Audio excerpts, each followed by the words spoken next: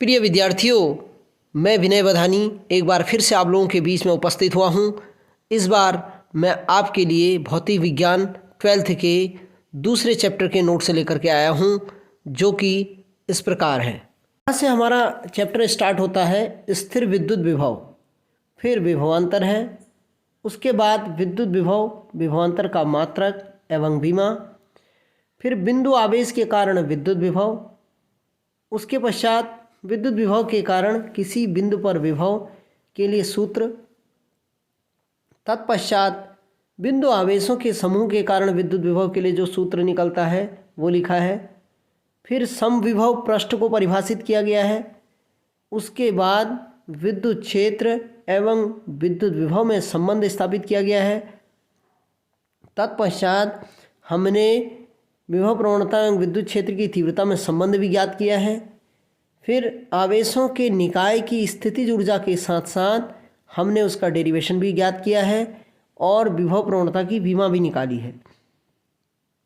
Electron volt क्या होता है, किसी बाह्य क्षेत्र में दो आवेशों के निकाय की स्थितिज ऊर्जा क्या होती है, उसके लिए क्या व्यंजक होता है, और उसके पश्चात हमने इसके लिए विद्युत क्षेत्र में विद्युत विभव की स्थितिज ऊर्जा और उसकी विशेष स्थितियां तथा एक एक आंकिक प्रश्न को हल किया है, जो कि अलग अलग टाइप से हैं, अलग अलग प्रकार से हैं।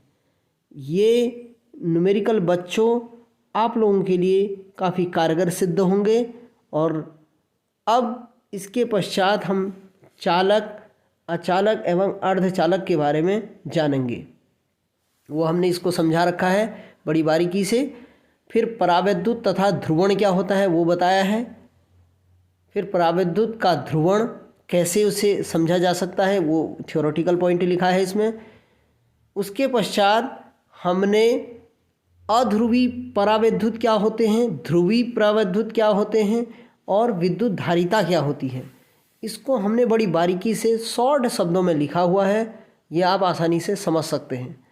संधारित्र क्या है, संधारित्र की धारिता को प्रभावित करने वाले कारक क्या हैं, समांतर प्लेट संधारित्र की धारिता के लिए व्यंजक प्राप्त करना, संधारित्रों का संयोजन, समांतर क्रम, श्रेणी क्रम, ये दोनों को हमने यहाँ पर बारीकी से समझाया है। और उसके पश्चात संधारित्र में संचित ऊर्जा के लिए जो व्यंजक निकलता है, एग्ज़ाम में अक्सर ये पूछा जाता है कि ये इसके लिए संधारित्र में संचित ऊर्जा के लिए व्यंजक प्राप्त कीजिए, उसको हमने यहाँ दर्शाया गया है। फिर तत्पश्चात हमने आवेशित समांतर पट्ट संधारित्र की प्लेटों के बीच विद्युत क्षेत्र में ऊर्जा घनत्व को समझा है। फिर उसके पश्चात हमने संधारित्र एवं धारिता वाले टॉपिक से न्यूमेरिकल क्वेश्चन हल किए हैं, जो कि श्रेणी क्रम में भी होते हैं, समांतर क्रम में भी होते हैं। उस सर्किट को कैसे सॉल्व किया जाता है, कैसे उनका आंसर निकाला जाता है, 2-3 टिपिकल टाइप के क्वेश्चन मैंने इसमें लिखे हुए हैं।